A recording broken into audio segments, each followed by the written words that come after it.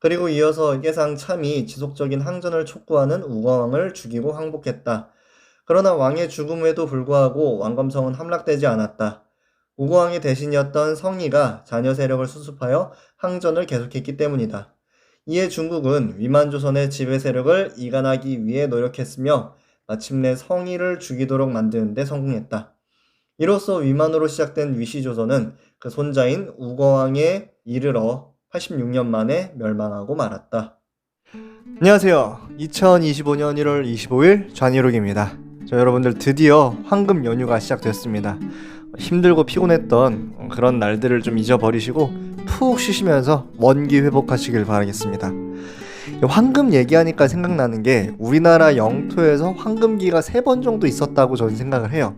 첫 번째로는 고조선이 되겠고, 두 번째로는 고구려가 되겠고, 세 번째로는 발해가 되겠죠. 그랬을 때 오늘은 그 첫 번째였던 고조선의 멸망 과정을 살펴보도록 하겠습니다.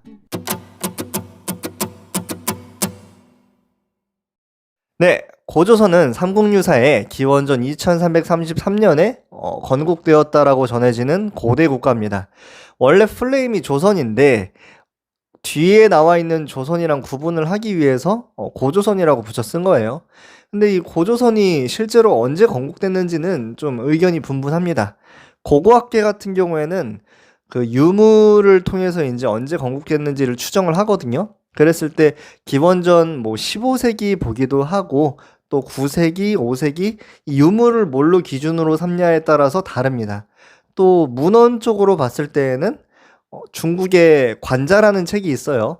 이 관자에 따라서 한 7, 8세기쯤에 형성되지 않았을까 이런 얘기도 있고요. 또 환단곡이라고 하는 책이나 일부 제약사학자들 같은 경우는 고조선을 굉장히 높게 소급하기도 하고 삼국유사가 맞다 이렇게 얘기를 하기도 하고, 그리고 그 전에 이제 삼성기라고 해가지고 막 기원전 7000년대쯤 해서 또 우리나라에 문명이 있었다 이런 얘기도 하기도 합니다. 어쨌든 이렇게 의견이 분분한 고조선이긴 하는데요. 이 고조선이 기원전 108년에 멸망을 하거든요. 근데 그 멸망을 하기까지 나름대로의 역사에 굵직한 스토리들을 많이 남깁니다. 중국의 전국시대 같은 경우에 연나라라고 있거든요. 연나라랑 막 이렇게 싸움을 할 정도로의 그만큼의 권력을 가지고 있었고, 또 중국을 최초로 통일한 진나라의 굉장히 유려한 외교 정책과 또 진나라가 멸망했을 때 영토를 확장하는 굉장히 능수능란한 모습을 보이기도 합니다. 그리고 진나라 이후에 한나라가 건국이 되었을 때는 한반도와 또 중국을 연계하는 중개무역을 통해서 주변에 임둔이라든가 진번이라든가 이런 지역으로 세력을 확장하는 그러한 모습을 보이기까지 고조선을 잘 볼 수가 있어요. 그러면은 그 고조선이 왜 멸망하였는지 같이 한번 살펴보겠습니다. 네, 우선 첫 번째로는 부족 연합 국가적인 성격이라고 얘기를 할 수가 있겠는데요. 여러분들 지금 생각하는 국가와 국가 체계와 고조선의 국가 체계를 똑같다고 생각하면은 경기도 오산입니다. 무슨 말이냐면은 아스달 연대기 같은 드라마들 본 적 있으시죠? 거기서 보면은 막 주인공이 공격하자 이랬을 때 막 트집 잡으면서 자기 무리들 이끌고 이탈하는 사람들 있잖아요. 그런 느낌이라고 보시면 됩니다. 그러니까 지금처럼 우리가 최고 통수권자인 대통령이 명령을 내렸을 때 모두가 따르는 것이 아니라 그 명령을 보고선 이거 아닌 것 같은데 하면서 이탈을 할 수가 있었다라는 거예요. 지금 대통령이 하자고 했을 때 자기 마음에 안 든다고 해서 막 경기도가 갑자기 이탈하고 북한으로 가고 이러진 않잖아요. 근데 이 당시에는 그랬다는 거죠. 단적인 예시로 이제 뭐가 있냐면은 예군 남녀가 기원전 128년에 자기 무리를 이끌고 요동으로 갑니다. 근데 그 무리 숫자가 28만 명이에요. 이 뭔 개소리야! 그러니까 거의 국가의 엄청나게 많은 퍼센테이지를 본인이 이끌고 간다라는 거죠. 지금이랑은 상상이 안 되죠. 그래서 이제 고조선 같은 경우는 이런 것들을 막고자 지방에 있는 강자들을 중앙 관제에 편입을 시킵니다. 그 예시가 이제 호칭으로 볼 수가 있겠는데, 관직 중에서 조선상, 역계경, 니계상, 참 이런 식으로 되어 있어요. 이게 뭐냐면은 조선 지역의 상, 재상, 역계경, 이계 지역의 상, 참 이런 식으로 되는 거죠. 그러니까 이런 식으로 지방의 세력들을 중앙 관직화시킴으로써 나름대로 국가를 유지하려고 했었던 부족 연합적인 성격을 고조선은 보일 수 있다는 거죠. 근데 이런 게 뭐가 문제가 되느냐? 초반에 말씀드렸다시피 전쟁을 하다가 주요 인사가 빠져버리면 그대로 공백이 생기는 거예요. 그러니까 조선상 역계강 같은 경우도 우고왕한테 얘기를 했는데 받아들여지지 않는 거예요. 그러니까 자기 아래 2천여 호를 가지고 남쪽으로 내려가 버려요. 2천여 호라고 하면은 호가 한 집안을 의미하거든요. 그러니까 그 한 집안에 뭐 5명씩 살고 있다고 하면 1만 명이 그냥 나간 거죠. 뭐 근데 한 3명이라고 기준하면 3,000명 나간 거고. 그러니까 이러한 상황이 국가 위기 속에서 되게 일치단결을 벌일 수도 있겠지만 또 반대로 국가가 와해되는 그러한 상황을 굉장히 촉발시킬 수 있다라는 국가 체계적인 한계가 있었던 거죠. 네, 두 번째 원인입니다. 바로 외교적 갈등인데요. 저는 외교가 굉장히 뱀같이 교활해야 된다라고 생각을 하거든요. 그리고 굉장히 차가운 마음으로 냉철하게 진행을 해야 된다고 생각을 해요. 물론 상황에 따라서는 불같이 아주 열정적으로 진행을 해야 되긴 하는데 국제 정세가 그렇잖아요. 그랬을 때 고조선 또한 멸망 과정에서 그러한 냉철한 모습을 사실 그렇게 많이 보여주진 않습니다. 무슨 말인고 하니 고조선의 위치가 한반도 남부와 그리고 중국 사이에 중개무역을 하기에 적합한 지역이었단 말이죠. 그러다 보니까 당시 고조선의 마지막 왕이었던 우거는 주변 민족들이, 주변 국가들이 한나라로 인사하러 가는 것을 막아버려요. 그리고 본인이 그 안에서 수수료를 챙기는 거죠. 한나라 입장에서는 개빡치는 거예요. 나한테 인사하러 오겠다는 놈들을 왜 막냐. 그리고 심지어 우고왕 너 나한테 인사하러 와야 되는데 안 오냐. 이렇게 돼서 갈등이 커집니다.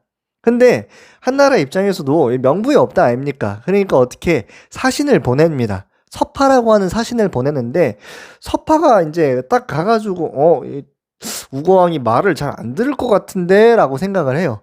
그래서 빈손으로 오긴 뭐하니까 자기를 에스코트하던 조선의 비왕 장을 죽여버립니다. 왕이 국가에 한 명만 있을 거라는 생각을 하시면 안 돼요. 옛날에는 왕이 여러 명이 있습니다.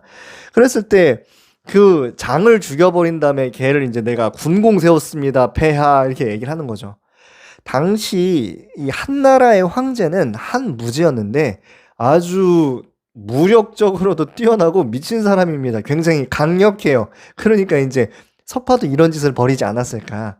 어쨌든 이 한나라의 황제였던 한 무제가 서파 너 잘했다 이러면서 어떻게 하냐, 요동에 동부도위에 이제 임명을 한다라는 거죠. 근데 이 동부도위가 고조선의 땅이었을 수도 있을 것 같아요. 그런 얘기를 들었습니다. 그러니까 이제 남의 나라 땅에 자기 관직을 임명을 한다라는 거 고조선을 계속해서 자극을 하는 거예요. 그럼 고조선은 어떻게 해야 될까? 여기서 참아야 될까? 아니면은 뭐 당당하게 권리를 요구해야 될까? 그건 잘 모르겠습니다. 그런데 어쨌든 고조선은 여기서 어떻게 하느냐? 군대를 끌고 가서 서파를 죽여버려요. 그러니까 어떻게 한나라는 명분이 생긴 거죠. 이 당시 한나라가 굉장히 잘 나갔던 게 북쪽으로 흉노라든가 남쪽으로 이제 남월이라든가 주변 지역들을 복속을 이미 마친 상태거든요. 그러니까 이제 남은 건 뭐야?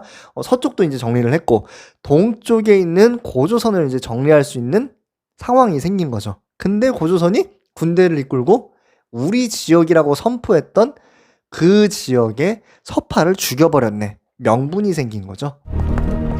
자, 가자!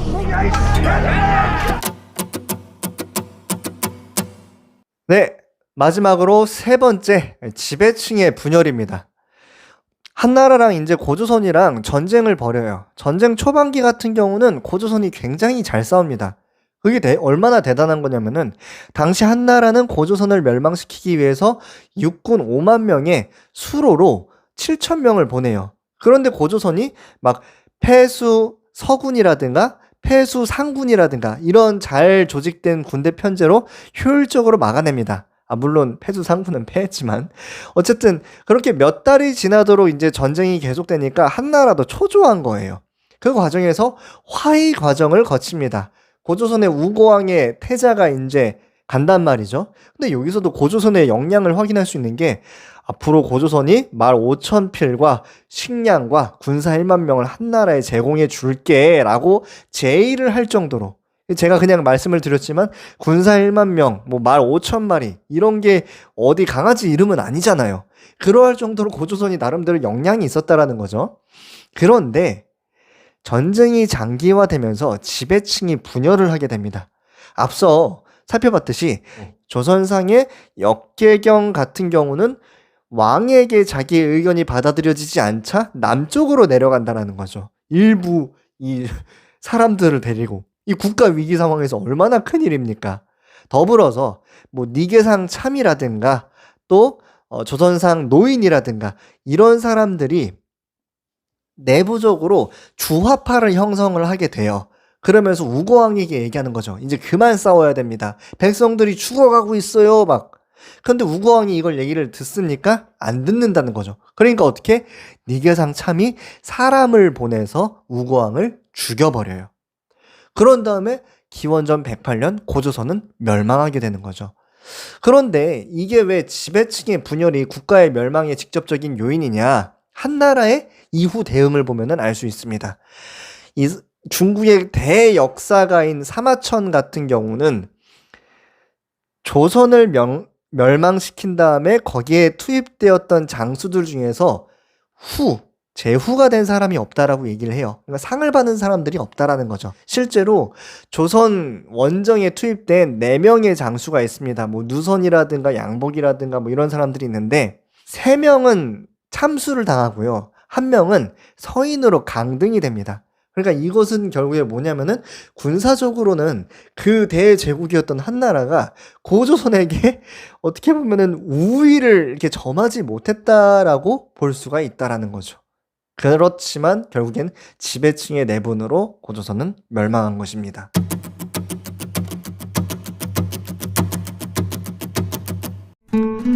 항상 멸망사를 준비하다 보면은 내부의 요인들이 얼마나 멸망에 큰 요인을 주는가 생각을 하게 돼요.